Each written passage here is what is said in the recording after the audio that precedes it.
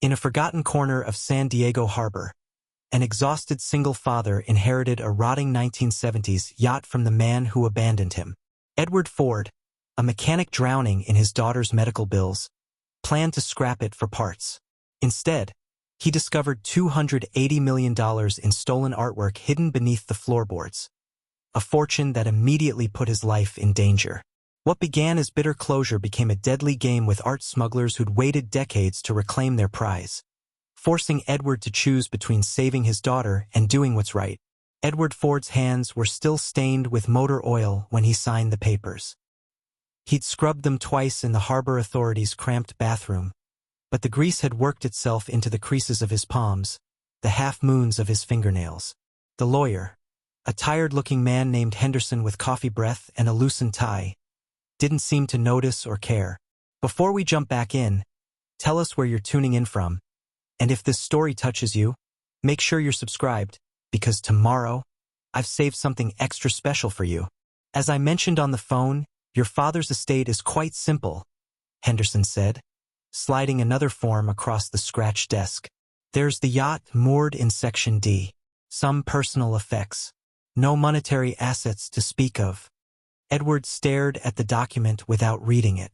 The fluorescent lights hummed overhead, casting everything in a sickly yellow that matched his mood. He'd left work early for this. Lost 2 hours of pay he couldn't afford to lose, and for what? A boat he didn't want from a man he'd spent 26 years trying to forget. When did he die? The question came out rougher than intended. 6 months ago. Cancer. The estate took time to settle because we had difficulty locating you. Henderson's tone suggested this was somehow Edward's fault. Your father left specific instructions that the Sea Whisper should go to you. Sea Whisper. Even the name irritated him. Pretentious. Romantic. Exactly the kind of thing David Ford would have chosen, back when he was still playing at being an artist, a dreamer, before he walked out the door and never looked back. Edward was 8 years old when it happened. The memory surfaced unbidden, sharp as broken glass. Standing at the living room window in his Spider-Man pajamas, watching his father load a duffel bag into a rusted Chevy. His mother was crying in the kitchen. David had looked back once. Just once. And Edward had raised his hand in a wave that was never returned. Then the Chevy's taillights disappeared down the street, and that was it. No explanation. No goodbye. Just gone. Mr. Ford. Henderson was watching him. I need your signature here. And here. Edward signed. The pen felt heavy, like he was signing away more than just acknowledgement of inheritance. When he was done, Henderson handed him a manila envelope containing keys and the yacht's documentation. The mooring fees are paid through the end of the month, Henderson said, already standing, already done with him. After that, it's your responsibility. Or you can sell it, of course. That's probably what most people would do. Outside, the San Diego afternoon was all blue sky and salt air. Tourists wandering the waterfront with ice cream cones and selfie sticks. Edward sat in his truck for a long time, the envelope on the passenger seat beside him. He should go back to work. Bobby would cover for him, but they were behind on an engine rebuild that needed to be done by Friday. He should go pick up Lily from his mother's house. He should do literally anything except think about David Ford and whatever wreck of a boat he'd left behind. Instead, he opened the envelope. The yacht's registration showed it was a 1974 model, 49 years old, probably worthless except for scrap metal. Edward pulled out his phone and searched yacht scrap value. The results were discouraging, a few $1,000s maybe, depending on condition and weight. But a few thousand was better than nothing. Better than the stack of medical bills on his kitchen table that grew taller every week. Edward's chest tightened the way it always did when he thought about those bills. Lily's cardiologist appointments, the medications, the upcoming surgery that insurance would only partially cover. He'd been working double shifts for months, picking up every overtime hour the shop would give him, and it still wasn't enough. It was never enough. He texted his mother, "Can you keep Lily until Saturday?" Something came up. Her response was immediate, of course. Everything okay? He didn't answer. Instead, he started the truck and headed back to work, the envelope tucked into the glove compartment like evidence of a crime he hadn't decided whether to commit. Saturday morning arrived gray and cold, the marine layer hanging low over the harbor. Lily bounced in her booster seat as they drove, her thin legs swinging with excitement. "Is it really a boat, Daddy? A real boat?" "A yacht," Edward corrected, though he wasn't sure there was much difference. "And yes, it's real, but it's old, sweetie. Really old. It's probably not very exciting. But Grandma said it was Grandpa's boat." Lily's voice carried that careful quality she always used when mentioning her grandfather. A man she'd never met, who existed for her only in fragments Edward rarely shared. Did he sail all over the ocean? I don't know what he did. The truth came out harder than he meant it to. Edward glanced at her in the rearview mirror, saw her small face fall slightly. He softened his tone. "Maybe. We'll see what kind of boat it is. Okay?" Section D of the San Diego harbor was nothing like the glossy marinas tourists visited. The docks here were weathered gray wood, listing slightly, surrounded by boats in various states of disrepair. Some looked abandoned. Others were clearly being lived in by people who had run out of better options. The smell of diesel and rotting kelp hung in the air. Edward checked the slip number on the registration. D47. They walked down the dock, Lily's hand warm in his, until they found it. The Sea Whisper looked exactly as he'd expected. A disaster. The hull was covered in rust and barnacles, the paint peeling in long strips. The deck was littered with bird droppings. One of the portholes was cracked, held together with yellowing tape. The boat sat low in the water, listing slightly to starboard. "It's perfect," Lily whispered. Edward stared at her. "Perfect. It's a pirate ship." She was already pulling him toward the gangplank, a rickety aluminum ladder that probably wasn't safe. "Look at it, Daddy. It's got treasure and secrets and everything." Lily wait. But she was already climbing aboard, moving with the fearless energy of a 7-year-old who'd spent too many weeks in hospital beds, too many months being careful. Edward followed quickly, testing each step, his heart hammering with the familiar terror of parenthood. That something would hurt her, that he wouldn't be fast enough to prevent it.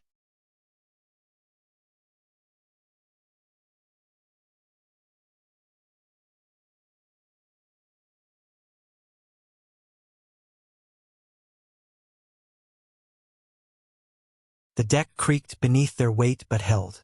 Lily was already exploring, peering into the cabin, running her hands along the rusted railing. Her eyes were bright with an imagination that saw treasure where Edward saw only garbage and decay. "Can we go inside?" she asked. Edward used the keys Henderson had given him to unlock the cabin door. It stuck, swollen with moisture, and took his shoulder to force it open. Inside smelled of mildew and salt and something else. Something older, like memories gone stale. The main cabin was surprisingly spacious but in terrible condition. Water damage stained the ceiling. The cushions on the built-in benches were covered in mold. A small galley kitchen sat to one side, its fixtures corroded. Everything spoke of neglect, of time passing without care or attention. Just like David himself. Edward was mentally calculating. Scrap metal value, towing costs, disposal fees. 3,000, maybe, for if he was lucky. Enough for 1 month of Lily's medications. Not enough for anything else. "Daddy, look!" Lily had disappeared into what must be the captain's quarters. "There's a bed and a window and..." Her voice changed, took on that particular quality of discovery. "Daddy, come here. Quick!" He found her kneeling on the floor beside the narrow bed, her small fingers working at something. Panel in the floor, he realized. Wooden planks that didn't quite match the others. Lily don't, but she'd already worked one edge loose. "It's like the stories you tell me," she said, breathless with excitement. "About pirates hiding their treasure. There's something under here. I can feel it." Edward knelt beside her, his mechanic's hands finding the gaps she'd discovered. The panel wasn't nailed down, he realized. It was designed to come up. He pried at it gently, and it lifted away to reveal a space beneath. Not treasure. Not empty. Something else entirely. A dark compartment, carefully sealed, containing shapes wrapped in what looked like oilcloth. The space was climate-controlled. He could hear a faint humming, see the outline of equipment that had no business being on a derelict yacht. "What is it?" Lily whispered. Edward didn't answer. His hands were already reaching down, pulling back the first layer of protective covering. Beneath it was something that made his breath catch. Painting. Old. Professional. The kind of thing you saw in museums, not rotting boats. "Is it treasure?" Lily asked again. Edward looked at his daughter's eager face, at the hidden compartment full of carefully preserved artwork, at the impossible situation his father had left him even in death. "I don't know," he said quietly, "but I think we need to find out." Edward's hand trembled as he pulled back the oilcloth covering. The painting beneath was smaller than he'd expected, maybe 2 feet across, but even in the dim light filtering through the cracked porthole, he could see the quality of it. Rich colors that seemed to glow, brushstrokes that carried weight and intention. This wasn't some amateur's work or mass-produced decoration. "It's pretty," Lily said, leaning over his shoulder. "Is it old?" "Very old, I think." Edward's voice sounded distant to his own ears. He carefully set the first painting aside and reached for another wrapped bundle. Then another. Each one revealed something extraordinary. Portraits, landscapes, abstract pieces that seemed to shift and breathe in the shadows. There were sculptures too, small bronze figures wrapped in protective foam. A carved wooden panel that looked medieval. Things that belonged in climate-controlled galleries, not hidden beneath the floorboards of a rotting yacht. "How many are there?" Lily asked. Edward counted. 12 paintings of various sizes. 5 sculptures. 3 other pieces he couldn't quite categorize. His mechanic's brain, trained to assess value in carburetors and transmission assemblies, struggled to process what he was seeing. "Daddy, you're shaking." He was. His whole body had gone cold despite the stuffiness of the cabin. Because even though Edward knew nothing about art, he understood one fundamental truth. People didn't hide things this carefully unless they were either extremely valuable or extremely illegal. Probably both. "We need to go," he said abruptly, standing up. "Right now." "But the treasure." "We're not taking anything. Not yet." Edward pulled out his phone, hands still unsteady, and began photographing each piece. The lighting was terrible, but he captured what he could. The paintings from multiple angles, close-ups of signatures he couldn't read, the sculptures from every side. Lily watched him with confusion. "Are we coming back?" "I don't know." Edward replaced the oilcloth coverings as carefully as he could, then fitted the floor panel back into place.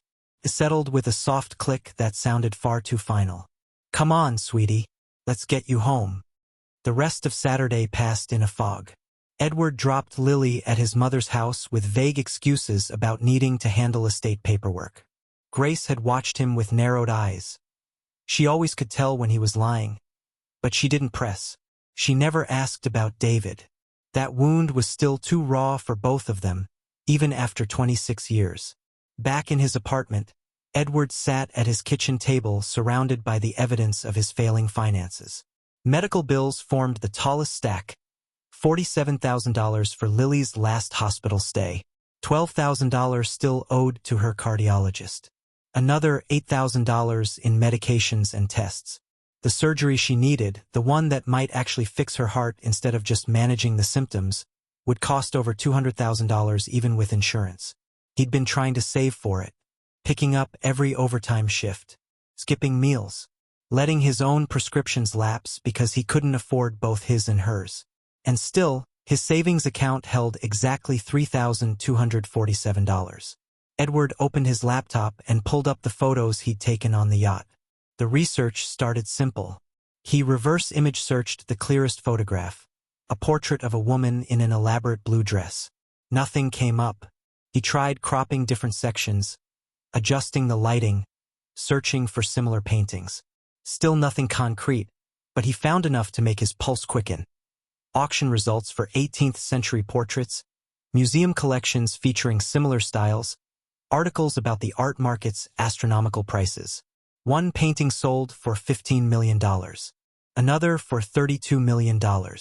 Edward's hands went still on the keyboard. He tried another image. A landscape with dramatic cliffs and churning seas. This time, the search results made his stomach drop. Seastrand Museum heist. 1974. 13 masterworks stolen. Never recovered. Estimated value. Edward clicked the link. The article was from a museum website, professional and clinical in its description of what had been lost. He scrolled through the list of stolen pieces, his eyes catching on familiar descriptions. Portrait of Lady Catherine in blue. That was the woman in the elaborate dress. Seascape with storm. The cliffs and churning water. Bronze figure of Mercury. One of the small sculptures. The estimated total value of the theft in 1974, $12 million. Adjusted for inflation and increased art market values.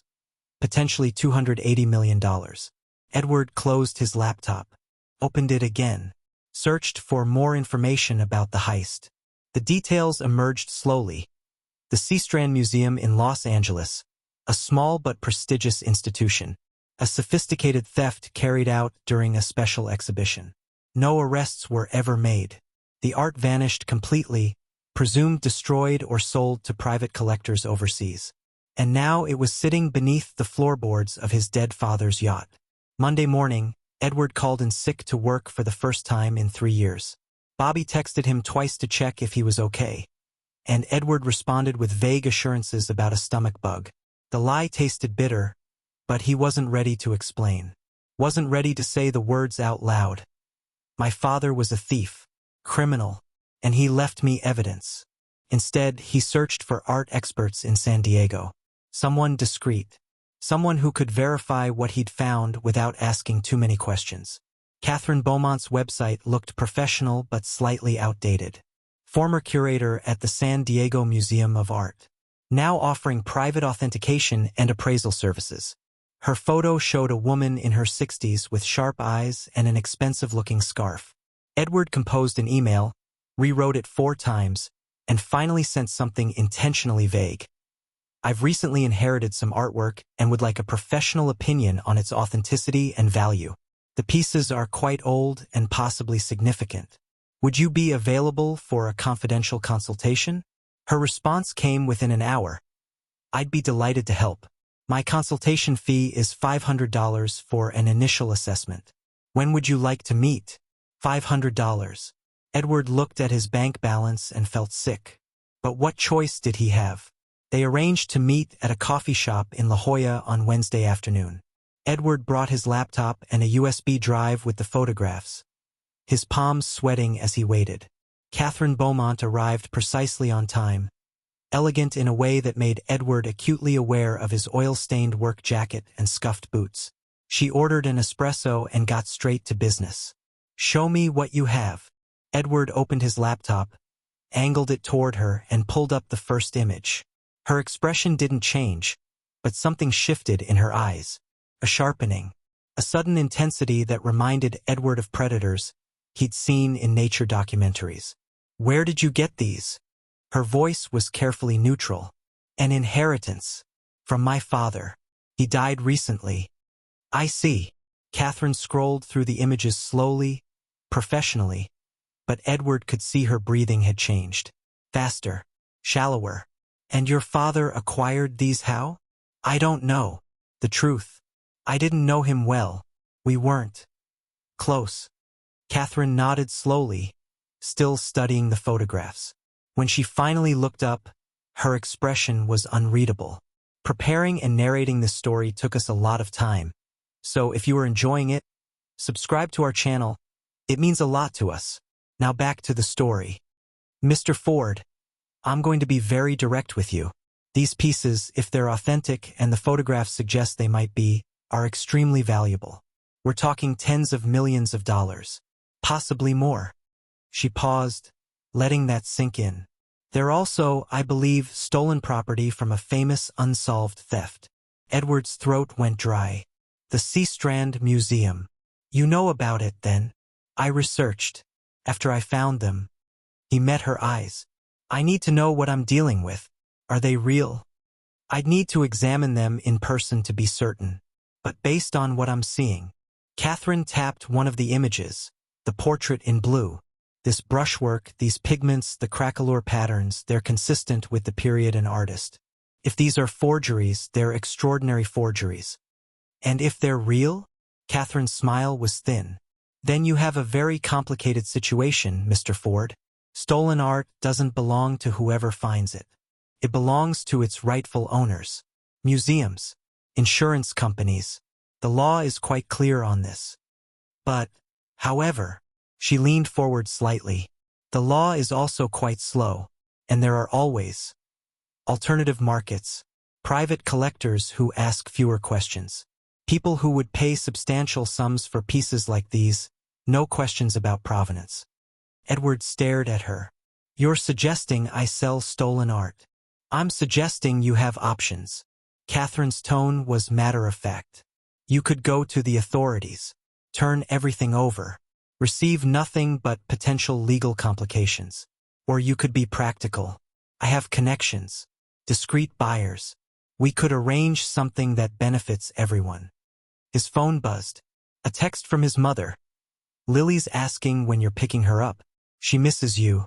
Edward looked at the message, then at Catherine, then at the photographs of priceless stolen art on his laptop screen. I need time to think, he managed. Of course. Catherine pulled out a business card, wrote a number on the back. This is my private line.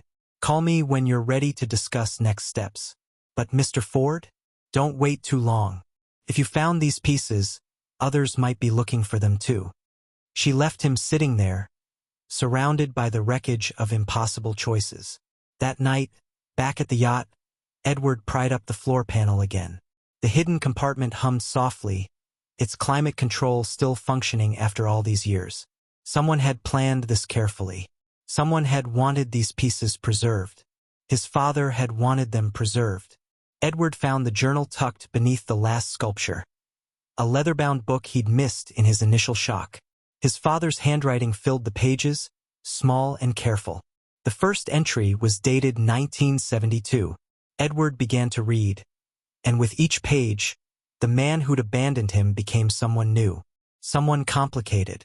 Someone desperate. Someone who'd made terrible choices for reasons Edward was only beginning to understand. Edward sat on the yacht's mildewed bunk at 2 in the morning. His father's journal open in his lap, reading by the light of his phone.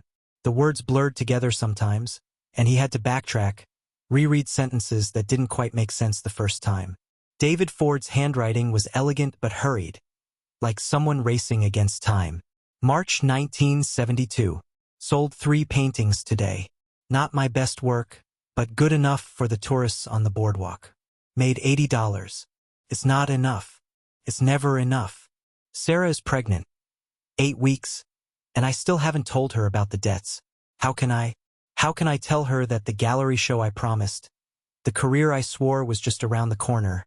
It's all smoke and lies. Edward's chest tightened. Sarah was his mother. The pregnancy was him. The early entries painted a picture of a man Edward had never known. Charming, talented, desperately in love with his young wife. David wrote about painting sunsets over the harbor, about teaching art classes to children, about dreams of recognition that never materialized. The debts mounted steadily, rent, utilities, medical bills for the pregnancy. David took on odd jobs, boat maintenance, house painting, anything to keep his family afloat. October 1972. Met a man today who might change everything. Viktor Kozlov. Russian, maybe 60, impeccably dressed. He came to my studio, if you can call that rat hole a studio, and looked at my work. Really looked. He said I had talent, but talent doesn't pay bills. Then he made an offer. Edward flipped pages, his hands leaving smudges on the yellowed paper. November 1972. The first job was simple. Victor needed someone who understood art, could spot quality from garbage. I authenticated a painting for one of his clients. Private sale, he said. No questions asked. He paid me $500 cash. Sarah cried when I brought it home. Happy tears. We bought groceries, real groceries, not the cheap stuff. I told her I sold a commission. The lie had been so easy. That's what terrified Edward most as he read.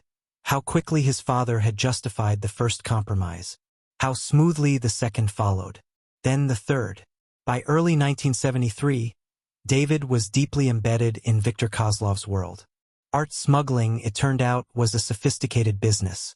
Stolen pieces moved through international networks, authenticated by experts who knew not to ask questions, sold to collectors who valued possession over legality. April 1973. Edward is walking now.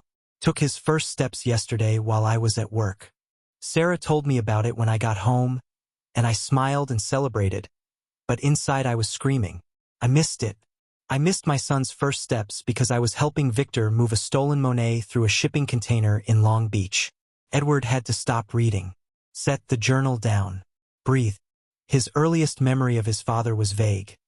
A tall man who smelled like paint thinner and cigarettes, who would lift him up and spin him around. A man who was always leaving, always coming back tired. Edward had assumed his father didn't care. The journal suggested something different. A man who cared desperately but had already made choices he couldn't undo. January 1974. Victor has a plan. The big score, he calls it. The Seastrand Museum is hosting a special exhibition. Pieces on loan from private collections across Europe. Security is decent but not impossible. Victor has someone inside. A guard who needs money for his daughter's treatment. Edward's blood went cold. A guard with a sick daughter. Just like him. The plan is elegant. We take 13 pieces, small enough to move, valuable enough to retire on. Victor has buyers already lined up. Private collectors in Dubai, Singapore, Moscow. We split the money 6 ways. My cut would be $2 million. Edward did the math. $2 million in 1974 would be worth maybe $10 million today. Enough to disappear. Enough to start over. Enough to stop living in fear of debt collectors and eviction notices. February 1974. I told Sarah I got a commission. A big one. I'll be away for a few days, traveling to San Francisco to paint a mural. She believed me. Why wouldn't she? I've gotten so good at lying. The heist itself took up only 3 pages. David wrote about it clinically, like documenting an art restoration project. They'd waited until the exhibition's final week, when security had relaxed into routine. The inside man disabled specific cameras.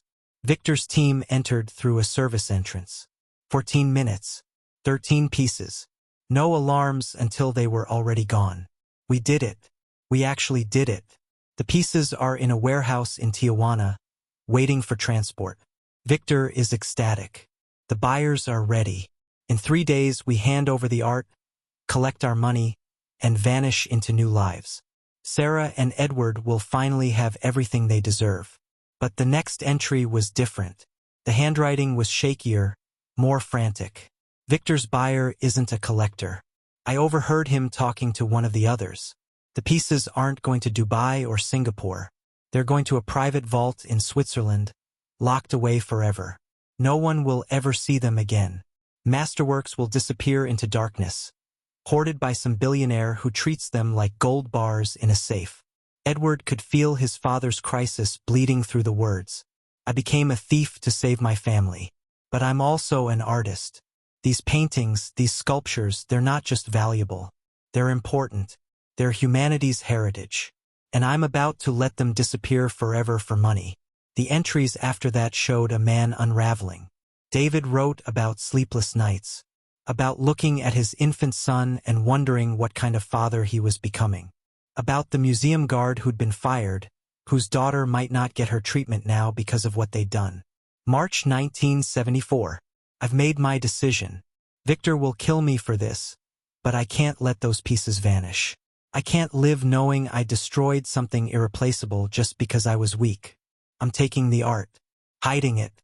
The Sea Whisper, my grandfather's old yacht that I've been slowly restoring. It's the perfect place. Climate-controlled compartment beneath the captain's quarters. I've been working on it for months, supposedly for storage. Victor doesn't know about the boat. No one does. When Victor realizes I've betrayed him, he'll come for me. I know this. I accept it. But at least the art will survive. Someday, somehow, it needs to get back to where it belongs. Edward's hands were shaking now. April 1974. Victor's people are looking for me. I've seen them watching the apartment, following Sarah when she goes to the store. I can't lead them to her. Can't let them hurt Edward to get to me. I have to leave. It's the only way to protect them. Victor will assume I took the art with me, that I'm hiding somewhere. He'll chase me, not them. As long as I stay away, my family is safe. The final entry was dated April 15, 1974. Edward would have been just over a year old. Tomorrow morning, I'm leaving. I've told Sarah it's another commission, that I'll be back in a few weeks. She doesn't believe me anymore. I can see it in her eyes, but she's not asking questions. Maybe she doesn't want to know. Edward is sleeping in his crib. I watched him for an hour tonight, memorized his face. He won't remember me, and maybe that's better. Better to have no father than a criminal father who destroys everything he touches. The art is safe, hidden in a place where Victor will never find it. Someday, when enough time has passed, when it's safe, I'll find a way to return it. Until then, I'll lead Victor's people away from my family. I'll disappear into Mexico, then South America, then wherever I need to go to keep Sarah and Edward safe. This is my choice, my sacrifice. I pray someday Edward will understand. But there was more.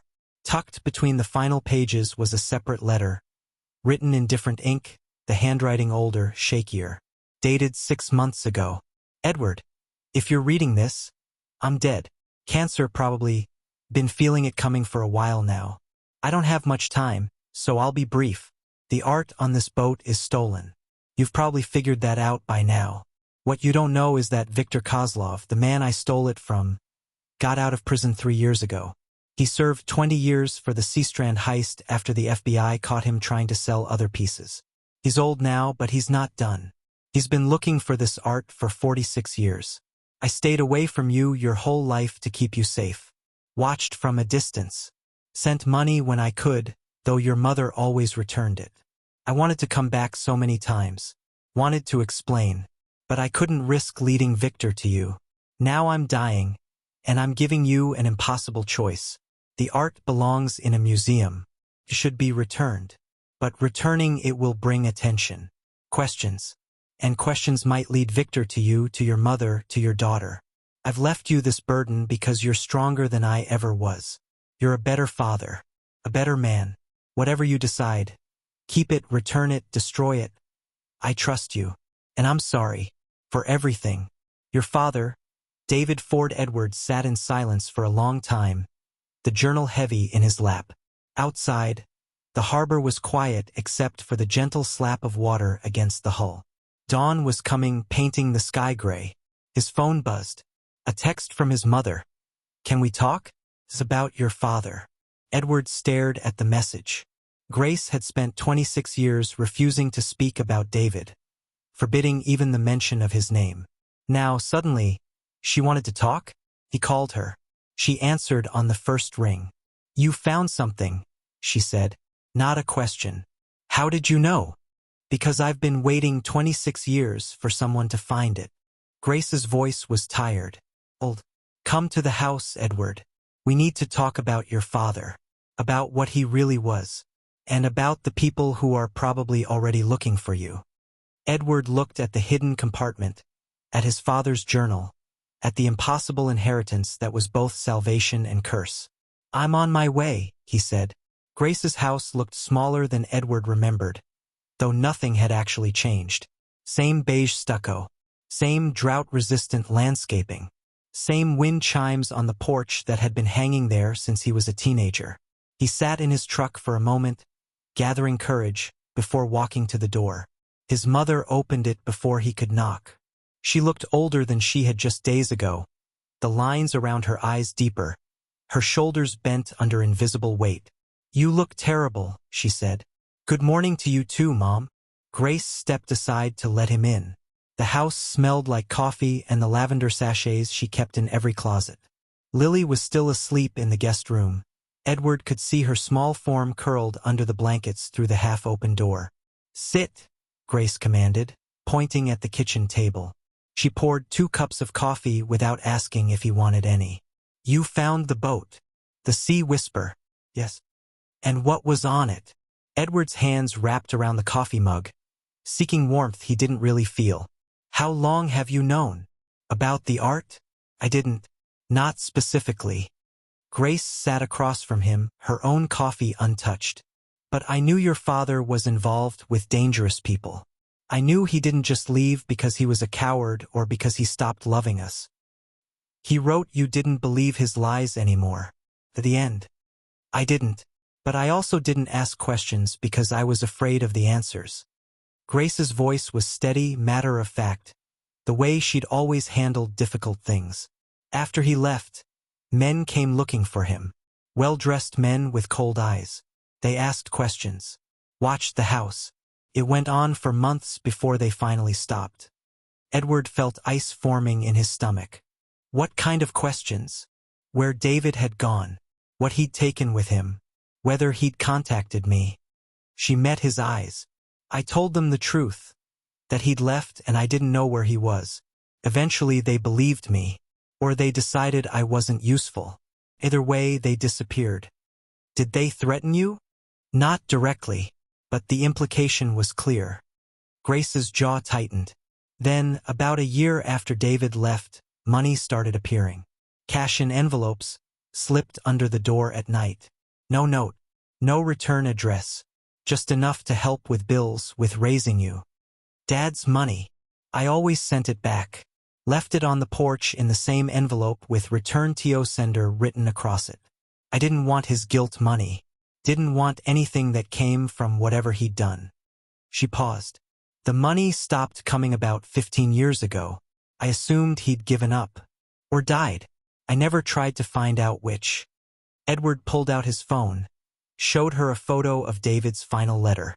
Grace read it slowly, her expression unchanging until she reached the end. Then something cracked, just for a moment before she composed herself again. He was protecting us, she said quietly. That's what he wrote. And now he's left you the same burden. Grace set the phone down. Edward, listen to me. Whatever is on that boat, whatever your father stole, it's not worth your life. It's not worth Lily's safety. It's worth $280 million. The number felt obscene saying it out loud. That's what the art historian said. If the pieces are authentic. Grace went very still. Art historian? Edward, please tell me you haven't shown this to anyone. I had to verify. Who did you show? A woman named Catherine Beaumont, former museum curator. I found her online. Sent her photos. Photos. Grace stood abruptly, her chair scraping against the tile. You sent photos of stolen art to a stranger? Edward, what were you thinking? I was thinking I needed to know what I'm dealing with. Edward's voice rose, frustration and fear bleeding together. I was thinking maybe this is the answer to everything. Lily's surgery, the bills, all of it. And you think you can just sell stolen art and walk away? You think it's that simple? Catherine said she has buyers. Discreet people who... Edward. Grace grabbed his shoulders, forced him to look at her. Listen to yourself. You're talking about becoming a criminal, just like your father. The words hit like a slap. Edward pulled away, stood, paced to the window.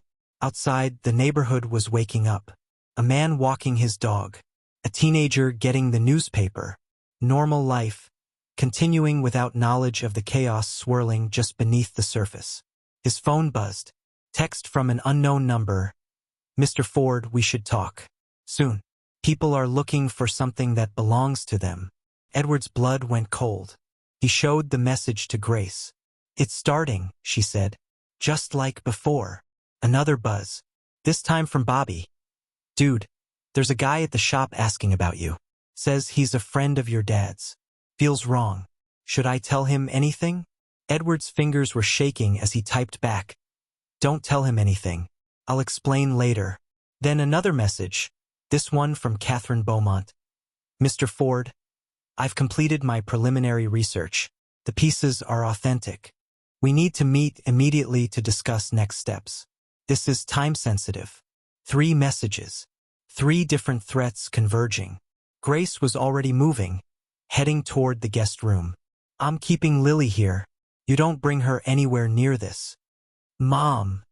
I mean it, Edward. Whatever happens next, she stays here where it's safe. Grace paused in the doorway. Your father spent 26 years running from his choices. Don't make me watch you do the same thing. Edward's phone buzzed again. Another unknown number. Section D, slip 47. We know where it is. Time to talk. The Sea Whisper. They knew about the yacht. Edward was already grabbing his keys, his mind racing through impossible calculations.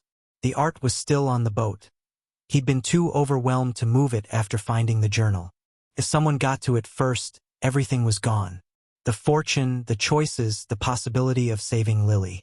Where are you going? Grace demanded. The harbor. I have to. Edward, no. Call the police. Call the FBI. Let them handle this. But Edward was already out the door, the morning air sharp in his lungs as he ran for his truck. Behind him, he could hear Grace calling his name, but the words were lost in the roar of blood in his ears. He had to get to the yacht first. Had to secure the art before whoever was circling closed in. The rational part of his brain knew this was stupid, reckless, exactly what his father would have done. But the desperate father in him, the man who'd spent 3 years watching his daughter struggle for every breath, that part was already driving toward the harbor, toward whatever waited there in the gray morning light. Edward's truck skidded into the harbor parking lot at 7:15. Section D was quiet, fog still clinging to the water, the old boats emerging from the mist like ghosts. He ran down the dock, his boots echoing on the weathered planks, expecting to find the Sea Whisper ransacked or worse. Instead, he found it exactly as he'd left it. Untouched, silent. Edward's hand was on the cabin door when he heard the voice behind him. Good morning, Mr. Ford. He spun around. A man stood at the end of the gangplank, older, maybe 70, with silver hair combed back from a lined face. He wore an expensive charcoal suit that looked out of place on the decrepit dock. His hands were clasped behind his back, his posture relaxed, but something in his stillness suggested coiled danger. Who are you? Edward's voice came out steadier than he felt. Victor Kozlov. The man's accent was faint, smoothed by decades in America but still present in certain vowels. I believe you've been reading about me. Edward's heart slammed against his ribs. He took an involuntary step back, felt the yacht's railing press against his spine.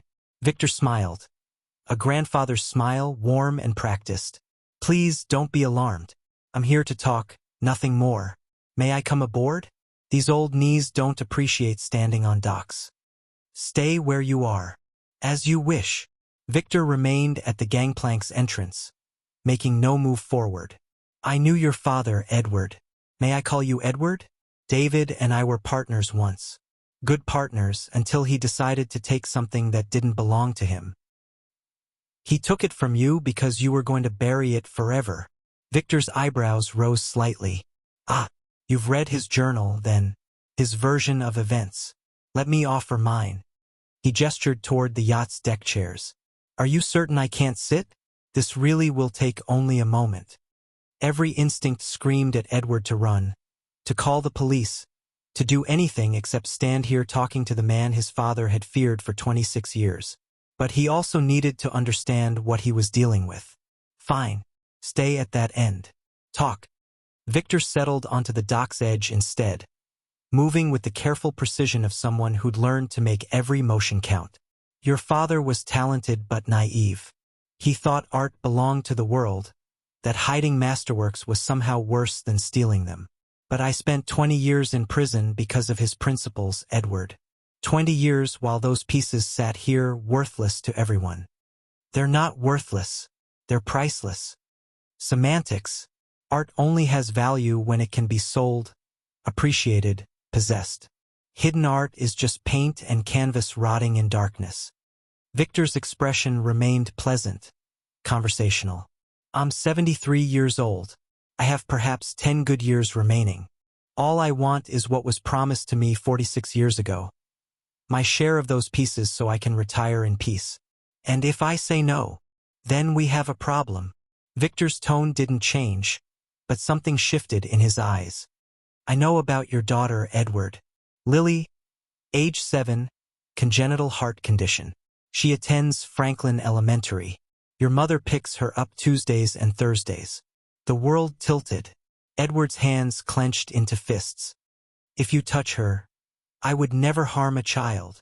Victor sounded genuinely offended. What kind of monster do you think I am? But accidents happen. Schools have fires. Children wander into traffic. Terrible, random tragedies that no one could have prevented. The threat was delivered in the same grandfatherly tone, making it somehow worse. I have 3 days, Edward said, voice flat. 3 days. Victor looked puzzled. Then understanding dawned. Ah, the text message. That wasn't from me, Edward. That was likely one of several other interested parties. You see, word travels in certain circles when someone starts asking art historians about stolen masterworks. Catherine Beaumont, for instance. She has many connections, and discretion isn't always among them. Edward felt the ground shifting beneath him, understanding fracturing into new configurations. How many people know? About the art?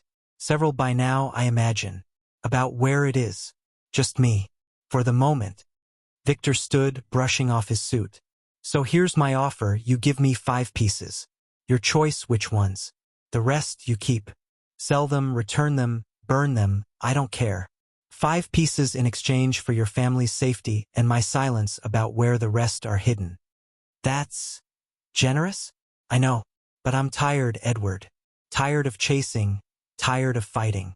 5 pieces will give me what I need to disappear. The rest remains your burden to bear. Victor pulled out a business card, set it on the deck. You have 48 hours to decide. After that, I can't guarantee someone else won't find what we're discussing. And those people won't make offers. They'll simply take. He walked away down the dock, movements unhurried. A man with all the time in the world. Edward watched him disappear into the fog, then looked down at the business card. Just a phone number. Nothing else. His phone rang. Bobby's name on the screen. Where are you? Bobby demanded. That guy at the shop, Edward, he knew things. About Lily. About your mom's address. I didn't tell him anything, but he already knew. What the hell is going on? Edward sank onto the deck, his legs suddenly unable to support him. I need your help, he said.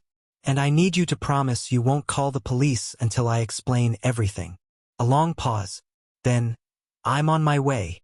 Bobby arrived 20 minutes later, his beat-up Ford rattling to a stop in the parking lot. He climbed aboard the Sea Whisper without a word, took one look at Edward's face and said, You look like you've seen a ghost. Worse, I met one. Edward gestured toward the cabin. We need to talk inside. The compartment was still open, the artwork visible in the dim light filtering through the portholes. Bobby stared at the paintings for a long moment, then at Edward, then back at the paintings. Tell me those are really good fakes. I wish they were. Edward told him everything. The inheritance, the discovery, Catherine Beaumont's authentication, his father's journal, Victor Kozlov's threat. Bobby listened without interrupting, his expression cycling through disbelief, shock, and finally settling on grim understanding. So let me get this straight, Bobby said when Edward finished. Your dead dad left you $280 million in stolen art. The guy he stole it from wants it back and is threatening Lily. And some art historian is probably telling half of San Diego's criminal underworld about it right now. That's the situation, yes? And you came here alone this morning because I'm an idiot. Finally, something we agree on. Bobby ran his hands through his hair. Okay. We need to move this stuff. Get it somewhere safe while you figure out what to do. I have a storage unit. No. Storage units have records, security cameras, paper trails. We need somewhere off the books. Bobby thought for a moment. My uncle's garage. He's in Arizona for the winter. Gave me keys to check on the place. No security system, no cameras, just a locked building in El Cajon. Edward felt a rush of gratitude so intense it was almost painful. Bobby, if this goes wrong, you could... Yeah, I know. But your family, man. Lily's family. So we're doing this. Bobby started wrapping the paintings back in their protective coverings. But after we move this stuff, you're calling the cops.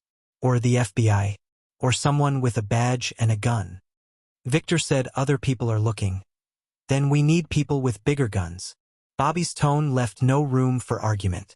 You can't handle this alone, Edward. This isn't changing someone's oil. This is serious criminal shit. They worked quickly, loading the artwork into Bobby's truck under blankets and old tarps. Edward's hands shook as he carried each piece, hyper-aware of their value, their fragility, their danger. The bronze sculptures were heaviest. The paintings seemed to weigh nothing at all but felt like they might shatter if he breathed wrong. They were loading the last piece when Edward's phone rang. Unknown number. He answered. Hello, Mr. Ford. A woman's voice, professional and crisp. This is Special Agent Elena Vasquez with the FBI Art Crime Team. I'm calling about your father's estate. I'd like to ask you a few questions. Edward's eyes met Bobby's. How did you get this number? Standard estate proceedings are flagged in our database when they involve persons of interest. Your father, David Ford, was connected to an unsolved case we've been investigating for over a decade. Her tone was neutral, giving nothing away. I'm in San Diego today. Would you be available to meet? I'm at work. The lie came automatically. Then perhaps this evening? Or I could come to your workplace. The auto shop on 5th Street. Correct? She knew where he worked. Of course she did. What's this about? Edward asked, though he already knew. I think you know, Mr. Ford, but I'd prefer to discuss it in person. Shall we say 6 o'clock at Balboa Park? The sculpture garden. Public place, neutral territory. Edward looked at the truck full of stolen art, at Bobby's worried expression, at the yacht that had become the epicenter of his unraveling life. 6 o'clock. He agreed. Excellent. Come alone, please. This conversation will be easier without complications. She hung up. FBI? Bobby asked. Edward nodded. She wants to meet. Then you meet her. Tell her everything. Let them protect you from Victor. And if they arrest me for possessing stolen property? Better arrested than dead. Bobby slammed the truck's tailgate shut. Besides, you inherited this. You didn't steal it. There's a difference. Is there? Edward thought about his father's journal, about the choices that had seemed so clear in desperation. Dad thought he was doing the right thing too. Look how that worked out. They drove to Bobby's uncle's garage in silence, Edward following in his truck. The building was exactly as Bobby described. A cement block structure with a rusted roll-up door, surrounded by chain-link fence in an industrial area where nobody asked questions. They unloaded quickly, Bobby arranging the pieces on old shelving units while Edward kept watch. What if she's setting a trap? Edward asked when they were done. What if the FBI just wants to arrest me and seize everything? Then you get a lawyer. Figure it out from there. Bobby locked the garage, pocketed the key. But staying quiet means Victor wins. And I don't trust that guy's definition of retire in peace. Edward's phone buzzed. Text from Catherine Beaumont. Mr. Ford, I haven't heard from you. My buyers are very interested, but timing is crucial. Please call me today. Another buzz. Unknown number. 47 hours remaining. Don't forget. Victor's deadline counting down. Go home, Bobby said. Spend time with Lily. Clear your head before you meet the FBI lady. But when Edward arrived at his mother's house, Grace met him at the door with Lily's overnight bag already packed. She's asking about the boat, Grace said quietly. About why you're so worried. She's not stupid, Edward. She knows something's wrong. Lily appeared behind Grace, her small face serious in that way that made her look much older than 7. Daddy, are we in trouble? Edward knelt down to her level, forced a smile that felt like broken glass. No, baby. Just some grown-up stuff I have to handle. But everything's going to be okay. You promise. He thought about Victor's threats, about the FBI closing in, about Catherine Beaumont's buyers and whoever else might be circling, about his father's 26 years of running and hiding and dying alone with cancer, still trying to protect a family he could never return to. "I promise," he lied. Balboa Park's sculpture garden was nearly empty at 6 o'clock. A few joggers passed through, but mostly it was just stone figures frozen in eternal poses, surrounded by manicured grass and the scent of eucalyptus. Elena Vasquez was waiting by a bronze of Atlas holding up the world. She was younger than Edward expected, maybe 40, with dark hair pulled back and the kind of steady gaze that suggested she'd seen everything and wasn't easily impressed. She wore jeans and a blazer, trying for casual but not quite achieving it. "Mr. Ford." She didn't offer to shake hands. "Thank you for meeting me. Do I need a lawyer?" "That depends on what you tell me in the next few minutes." Elena gestured to a nearby bench. "Shall we sit?" They sat. Edward kept his hands in his pockets, trying to look more confident than he felt. "I'll be direct," Elena said. "The Seastrand Museum heist has been my case for 10 years. Before that, it belonged to my father. He was the security guard on duty the night of the theft. He lost his job, spent the rest of his life trying to prove he wasn't involved. Died 5 years ago still believing he'd failed." Edward heard the pain beneath her professional tone. "I'm sorry. So am I. But it's given me a very personal interest in recovering those pieces." She turned to face him fully. "I know about the Sea Whisper. I know your father hid something there. And I know someone named Catherine Beaumont received photographs of artwork that matches our missing pieces." Edward's stomach dropped. "Catherine told you?" "Catherine tells anyone who'll pay her consultation fee, including people I have under surveillance for art trafficking." Elena's expression was unreadable. "So here's the situation. You have something that belongs to a museum and its insurers. Legally, you're required to turn it over immediately. Practically, you're also in possession of evidence in an active investigation." "I inherited it. I didn't know." "I believe you." The admission seemed to cost her something. "Your father's file suggests he was trying to protect the art, not sell it. The journal we found in his effects after he died indicated remorse, intent to eventually return the pieces. That context matters." "You've known about this the whole time?" "We've had theories. Your father's name came up in Viktor Kozlov's trial, but we could never prove his involvement or locate the artwork. When he died and left you the yacht." She shrugged. "We've been watching, waiting to see what you'd do." "And what am I doing?" "That's what I'm here to find out." Elena leaned forward slightly. "Edward. May I call you Edward? I can see you're caught between impossible choices, but I'm offering you a way out. Cooperate with us. Help us recover the art and catch Viktor Kozlov. In exchange, I'll advocate for you. No charges for receiving stolen property, possible reward from the insurance company, protection for your family." "Protection from Viktor? We've wanted Kozlov for decades. If you help us get him, witness protection is on the table if needed." She pulled out a business card. "But this offer has a very short window. Other agencies are getting interested. Other criminals are circling. Every hour you wait makes this more dangerous." Edward thought about Victor's deadline, about Catherine's buyers, about Lily asking if they were in trouble. "If I cooperate, what happens to the art?" "It goes back to the museum. That's non-negotiable." "So my daughter gets nothing." The bitterness surprised him. "The insurance company gets millions. The museum gets their pieces back. And Lily still needs surgery I can't afford." Elena's expression softened slightly. "Insurance companies sometimes offer finder's fees. It's not guaranteed, but it's possible. And doing the right thing has value beyond money. Easy to say when your kid doesn't need a $200,000 surgery." "You're right. It is easy for me to say." She stood. "Think about it. But think fast. I can protect you from legal consequences and from Viktor. But I can't protect you from every criminal who's heard whispers about $280 million in recovered art.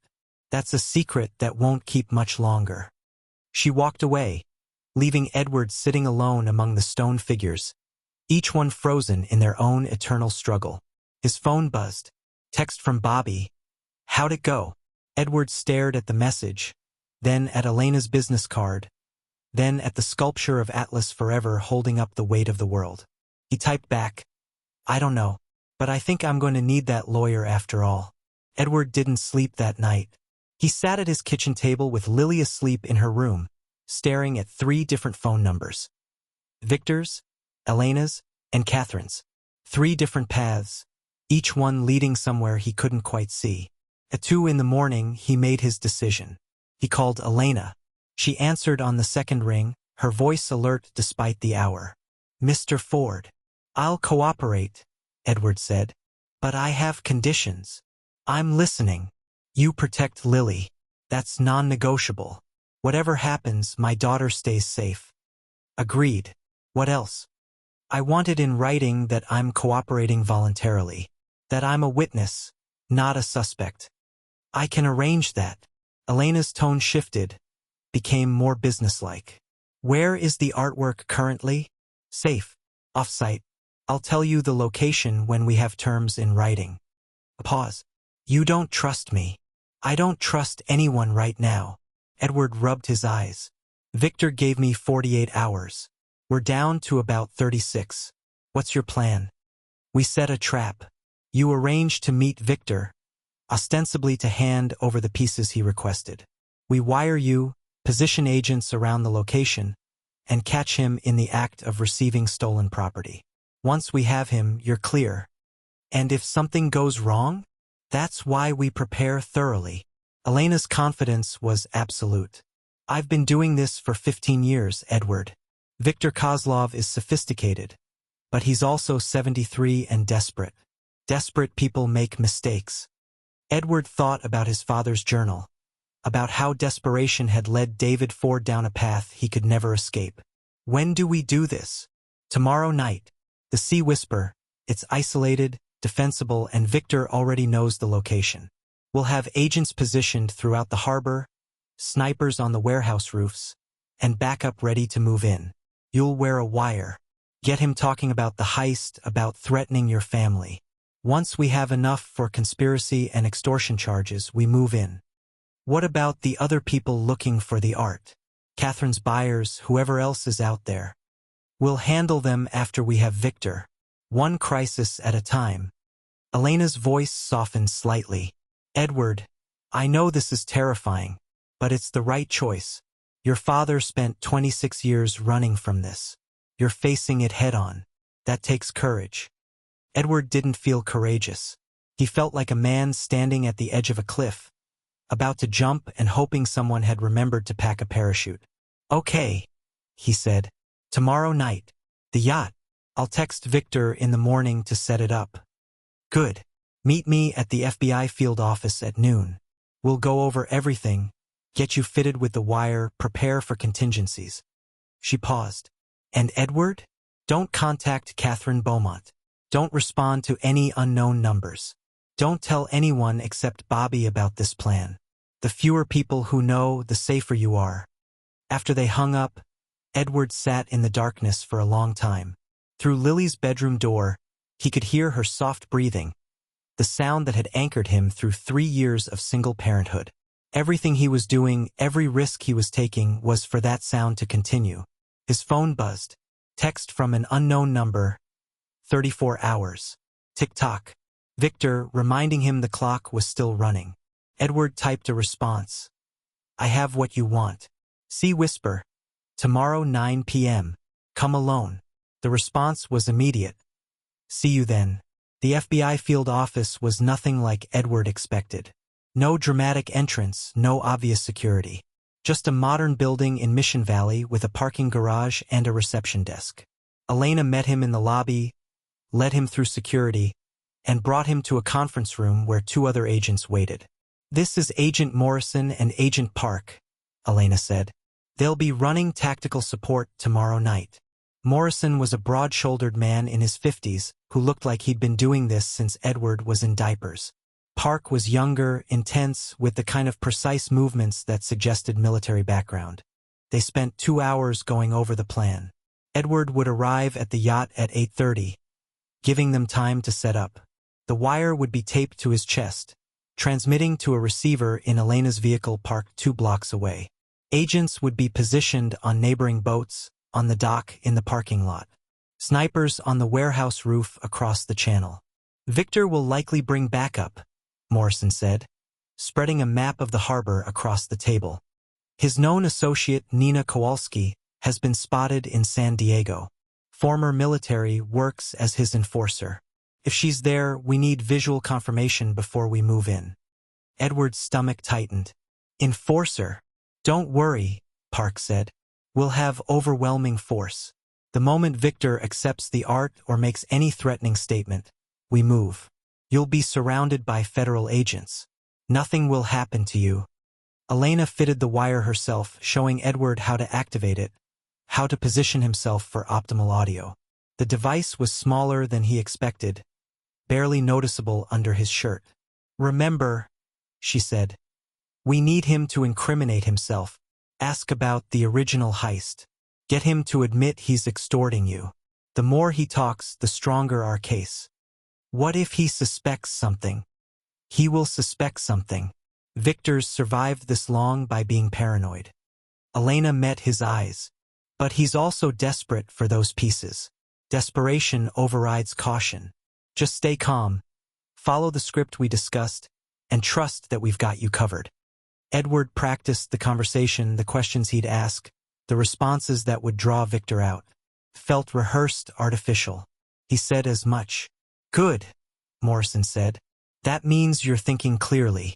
When you're actually there, adrenaline will make it feel different. More natural. Just remember, we're listening to every word. You're not alone out there. At 4 o'clock, they let him go. Edward drove to his mother's house to see Lily, spent an hour reading her favorite book about pirates and treasure. His voice steady even though his hands shook slightly. Are you okay, Daddy? Lily asked when he tucked her in. Just tired, baby. Grandma said you have important work tomorrow. Something like that. Will you be home after? Edward kissed her forehead, breathing in the scent of her strawberry shampoo. I'll always come home to you. Promise. Grace walked him to the door. The FBI agent called me. Explained what's happening tomorrow night. I'm sorry I dragged you into this. David dragged us into this 46 years ago. You're just trying to get us out. She gripped his arm. Be careful, Edward. Please. Lily needs her father. I know. That night, Edward stayed at Bobby's apartment. They ordered pizza, watched a game neither of them paid attention to, and didn't talk about what was coming. Around 11, Bobby finally broke the silence. You sure about this? Trusting the FBI? No. But what other choice do I have? We could run. Take the art, take Lily, just disappear. Mexico, Canada, somewhere. Edward thought about his father's journal, about 26 years of looking over his shoulder. That's not living. That's just a different kind of prison. Yeah. Bobby opened another beer. Just promise me something. If this goes sideways tomorrow, if something happens, promise you'll protect Lily first. Screw the art, screw Victor, screw all of it. You get out and you take care of your daughter. That's always been the plan. At 8:20 the next evening, Edward pulled into the harbor parking lot. The sun was setting, painting the water orange and gold. Beautiful if you didn't know what was about to happen here. Elena's voice came through his earpiece, startling him. We see you. Everyone's in position. You're good to go. Edward walked down the dock toward the Sea Whisper, each step feeling like it took an hour. The yacht sat exactly as he'd left it, silent and waiting. He climbed aboard, the wood creaking under his weight. Testing audio, he said quietly. We hear you perfectly, Elena responded. Remember the script. Stay calm. We've got your back. At exactly 9 o'clock, Edward heard footsteps on the dock. Not one set, two. Viktor Kozlov emerged from the shadows, impeccable in another expensive suit. Behind him walked a woman, tall, athletic, with short dark hair and the controlled movements of someone trained for violence. Nina Kowalski. Edward, Victor said warmly, like they were old friends meeting for drinks. I hope you don't mind that I brought company. Nina ensures my safety in my advanced years. Nina's eyes swept the yacht, the dock, the surrounding area. Professional. Thorough. Edward's heart hammered against the wire taped to his chest. "You said come alone," Edward managed. "I said many things, as did you." Victor stepped aboard, Nina following. "Now then, shall we discuss business?" Victor settled onto the yacht's bench, crossing his legs with the casual confidence of a man who'd already won. Nina remained standing, her hand resting near her jacket where Edward assumed she kept a weapon. "Before we begin," Victor said, "I should mention that I had the harbor swept this afternoon. Found 3 listening devices on neighboring boats. FBI, I presume? Agent Vasquez has been quite persistent over the years." Edward's blood turned to ice. In his ear, Elena's voice, "Stay calm. Proceed as planned." "I don't know what you're talking about," Edward said. "Please." Victor's smile was indulgent. "The moment you contacted the FBI, my people knew. We have sources everywhere, Edward. That's how I've survived this long." He gestured casually. "Nina, would you check our friend for recording devices?" Nina moved forward. Edward backed up, his hand going to his chest protectively. "Don't touch me." "Then remove your shirt," Victor said simply. "Or this conversation ends and we proceed to less pleasant alternatives." In his ear, "Edward, abort. Get out now. We're moving in." But Nina was already reaching for him, and Edward knew running would only make things worse. With shaking hands, he unbuttoned his shirt, revealed the wire taped to his chest. Nina ripped it free in one swift motion, dropped it on the deck, and crushed it under her boot. Victor sighed. Disappointing but expected. The FBI will be listening to static now, wondering whether to storm in or wait. He checked his watch. They'll wait. Agent Vasquez is cautious. She'll want confirmation of my presence, my intent. That gives us perhaps 5 minutes. For what? Edward's voice was hoarse.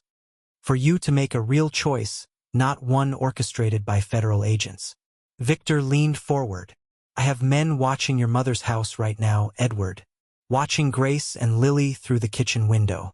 One phone call from me, and they send a message you'll never forget. You said you wouldn't hurt children. I said I wouldn't harm them. A message can be delivered in many ways.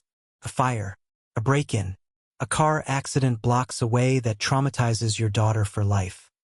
Victor's tone remained conversational, making the threats somehow worse. "Or you can get the art, bring it here, and end this peacefully."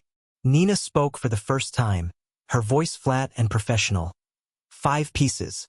That was the deal. "The deal was made under false pretenses," Victor corrected.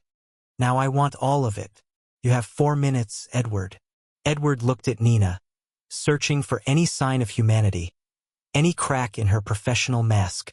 She met his eyes with nothing but cold assessment. In the distance, Edward heard sirens. The FBI moving in, but too late, too slow. "The art's not on the yacht," Edward said. "It's in a storage unit, 20 minutes away. Then we go there. Now." Victor stood. "Nina will accompany you. I'll wait here and ensure the FBI doesn't follow. If you're not back in 40 minutes with all the pieces, I make that phone call." "How do I know you won't call anyway?" "You don't. But what other choice do you have?" "None." Edward had no choices left. Just the terrible certainty that he'd walked into exactly the trap his father had feared, and now Lily would pay the price for his mistakes. Nina drove Edward's truck, her movements precise and efficient. Edward sat in the passenger seat, his mind racing through impossible calculations. The FBI would be swarming the yacht by now, finding Victor but not Edward. Elena would realize he'd been taken. But what could they do? Any move they made risked Victor's phone call to his men watching Grace's house. "Turn here," Edward said quietly as they approached Bobby's uncle's garage. Nina pulled into the industrial lot, killed the engine. "Open it." Edward's hands shook as he unlocked the roll-up door. Inside, the artwork sat exactly where he and Bobby had left it, illuminated by a single overhead bulb. Nina stepped inside, her eyes scanning the pieces with professional assessment. "All of it?" Edward asked. "That's what he said." She began loading paintings into the truck bed, handling them with surprising care. "Help me." They worked in silence for several minutes. Edward carried a bronze sculpture, feeling its weight, its age, its importance. Somewhere, a museum had an empty space where this had once stood. Somewhere, people had mourned its loss. "You don't have to do this," Edward said suddenly. Nina paused, a painting in her hands. "Excuse me, Victor. He raised you, right? That's what Elena said. But that doesn't mean you owe him this." Edward set the sculpture down. "You know threatening a child is wrong. I can see it in your face. You don't know anything about me. I know you hesitated when Victor mentioned Lily. I saw it." Edward took a step closer. "My daughter is 7 years old. She has a heart condition. She needs surgery. All I want is to keep her safe and healthy. That's it. That's all any parent wants." Nina's jaw tightened. "Keep loading. My father spent 26 years running from Victor. Died alone, never able to see me or his granddaughter because he was terrified of leading Victor to us." Edward's voice cracked. "I won't do that. I won't abandon Lily the way my father had to abandon me. So I'm asking you, one human being to another, don't help him hurt my daughter." For a long moment Nina said nothing. Then, "Your father, David Ford. The journal mentioned him. Victor showed me parts of it." "Victor has the journal?" "Had it for years. Tracked David to Mexico in the 90s. Found it in his apartment after David ran again." Nina set the painting down carefully. "Victor talks about your father sometimes. Says he was weak. Too sentimental. That sentiment got him killed in the end. My father died of cancer. After spending 26 years looking over his shoulder. Running. Hiding. Alone." Nina met his eyes. "That's not living. That's survival. Is that what you're doing? Surviving?" Something flickered across her face. Pain, maybe. Or recognition. "I was 6 when my parents died. Car accident.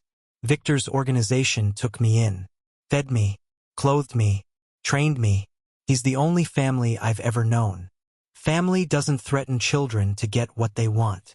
"No," Nina said softly. "They don't." She pulled out her phone, stared at it for a long moment, then made a decision that Edward saw transform her entire posture. "Get in the truck," she said. "We're not going back to the yacht." "What?" "Victor has maybe 15 agents surrounding him right now. He's not calling anyone."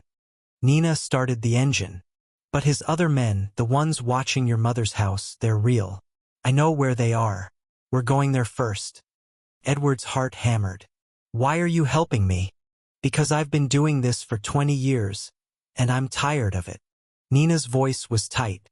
"Tired of hurting people for a man who sees everyone as tools. Tired of being the person who makes scared fathers choose between their children and doing what's right." She drove fast, weaving through traffic. Edward called his mother. "Mom, listen carefully. Take Lily and go to Bobby's apartment right now. Don't ask questions, don't pack anything, just go." "Edward, what?" "There are men watching your house. Dangerous men. You need to leave. Bobby's expecting you." He gave her the address. "Please, Mom. Trust me." Grace's voice steadied. "We're leaving now." Nina pulled up 3 blocks from Grace's house, pointing to a dark sedan parked across the street. 2 men. Standard surveillance position. "Give your mother 10 minutes, then I'll handle them." "Handle them how?" "I'll tell them the job's off. Victor's been arrested. They'll believe me. I'm his lieutenant." Nina checked her watch. "Then you and I are going to the FBI. Together. I testify against Victor, you return the art, and maybe we both get a second chance." Edward stared at her. "Just like that? You're turning on him?" "Not just like that. I've been thinking about it for a while. Your daughter." Nina's voice caught slightly. "Seeing you with her at the school pickup. The way she hugged you. I never had that. Never will. But I can make sure she keeps it." They waited in tense silence. Edward's phone buzzed, Grace texting that she and Lily were safely at Bobby's. Nina made her call to Victor's men. Her voice cold and professional as she ordered them to stand down. Then they drove to the FBI field office, the truck bed full of priceless stolen art. both of them knowing they were about to cross a line they could never uncross. Elena Vasquez met them in the parking lot, flanked by armed agents. She took one look at Nina, at Edward, at the artwork visible under the tarp, and her expression shifted through a dozen emotions in seconds. "Agent Vasquez," Nina said, stepping out with her hands visible. "I'm Nina Kowalski. I work for Viktor Kozlov. Worked, past tense. I'd like to negotiate terms for full cooperation in exchange for witness protection." Elena's eyes widened. Then she smiled sharp and fierce. "Mr. Ford, Ms. Kowalski, I think we need to have a very long conversation. Inside, now." The interrogation room was small and cold. Edward told his story while Nina corroborated details, filled in gaps, provided information about Victor's network that made Elena's team scramble to make calls and issue warrants. "Victor's still at the yacht," Elena confirmed after conferring with Morrison. "Surrounded, contained, but he's refusing to surrender. Says he wants to talk to you, Edward." "Why?" "He says you have something that belongs to him. He's not leaving without it." Elena looked exhausted. "We can wait him out, or you can talk to him. Get him to stand down peacefully." Edward thought about his father's journal, about Victor spending 20 years in prison, about the art that had poisoned everything it touched. "I'll talk to him," Edward said, "but on my terms." 3 months after Victor's arrest, Edward stood outside the Seastrand Museum holding Lily's hand. The recovered artwork filled a special exhibition inside. Masterpieces finally home after 46 years. Edward had faced misdemeanor charges but received community service, thanks to Elena's testimony. The insurance settlement funded victims' compensation. The museum organized a fundraiser that had gone viral. Struggling mechanic, dying daughter, impossible choice. Donations covered Lily's surgery completely. Her operation had been successful. She stood beside him now, stronger and healthier than she'd been in years. "Was Grandpa good?" Lily asked, looking at the paintings he'd hidden.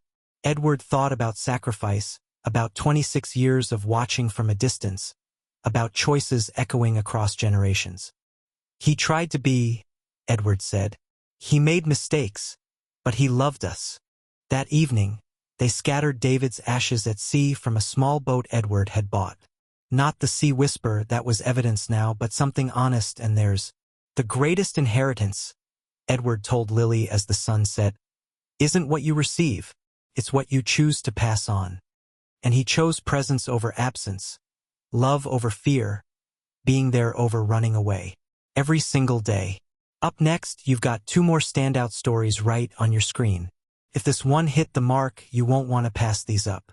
Just click and check them out. And don't forget to subscribe and turn on the notification bell so you don't miss any upload from us.